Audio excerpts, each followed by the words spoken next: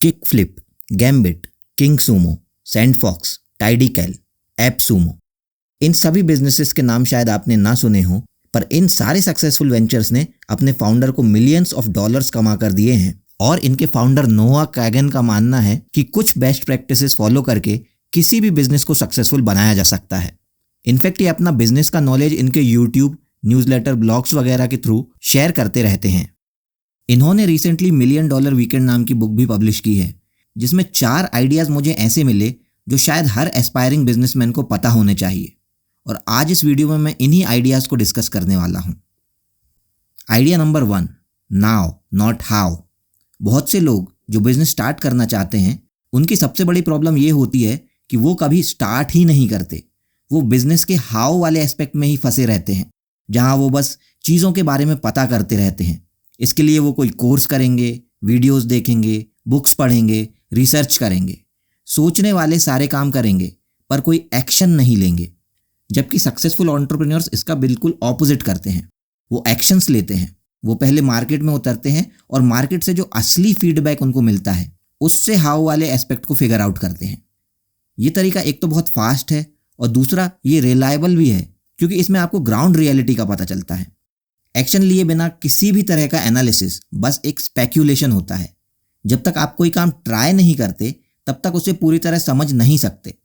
इसलिए पहले एक्शंस लें, फिर सिचुएशन के हिसाब से ऑप्टिमाइजेशंस करें। Idea number 2, always be asking. कई एंटरप्रेन्योर्स मानते हैं कि बस प्रोडक्ट अच्छा हो तो बिजनेस अपने आप सक्सेसफुल हो जाता है। अब भले ही ये बात पूरी तरह गलत ना हो, पर अगर आपको बड़ी सक्सेस चाहिए तो सवाल पूछना आपके बिजनेस के डीएनए में होना चाहिए। जब आप कई कस्टमर्स से पूछेंगे कि क्या वो आपका प्रोडक्ट लेना पसंद करेंगे, तभी आपके सेल्स के चांसेस बढ़ेंगे। जब आप कई रिटेलर्स से जाके पूछेंगे कि क्या वो आपका प्रोडक्ट रख कर देखेंगे, तभी आपके डिस्ट्रीब्यूशंस बढ़ने के चांसेस होंगे। जब आप अपने सप्लायर से पूछेंगे कि क्या वो आपको डिस्काउंट दे सकता है, तभी आपकी कॉस्ट कम होने के चांसेस होंगे। जब आप मार्केट में अच्छे कैंडिडेट से आपकी कंपनी को ज्वाइन करने के लिए पूछेंगे, तभी आप अच्छे एम्प्लॉयज़ को हायर करने के चांसेस बढ़ा पाएंगे। आपको शायद 100 बार में से 90 बार सामने से ना मिले, पर बाकी के 10 हाँ से ही आपकी ग्रोथ होगी। ना मिलने पर आप कुछ खो नहीं रहे, पर हाँ मिलने पर आप कितना पा सकते हैं, इसकी कोई लिमिट डिसाइड नहीं कर सकता। रिसर्च बताती है कि अगर आपको इनिशियली एक नो मिलता है, तो दूसरी बार फॉलोअप करने पर आपको हाँ मिलने के चांसेस डबल हो जाते हैं। ऑथर की कंपनी ऐप सूमो में भी उनकी 50% सेल्स फॉलोअप वाले मेल से आती है।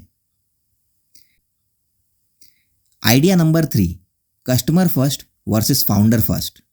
एक आइडिया को बिजनेस में तब तक मत बदलो जब तक ये 100% पक्का ना हो जाए कि कस्टमर आपके प्रोडक्ट के लिए पैसे देने को तैयार है। क्योंकि आपके दिमाग में कई आइडियाज आ सकते हैं, पर कस्टमर को आपके आइडिया से कोई लेना देना नहीं है।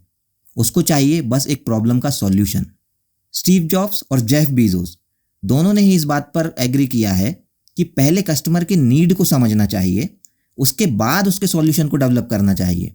इसको कहते हैं कस्टमर फर्स्ट मेंटालिटी। इसके लिए आपके पास 3 सवालों के क्लियर आंसर्स होने चाहिए।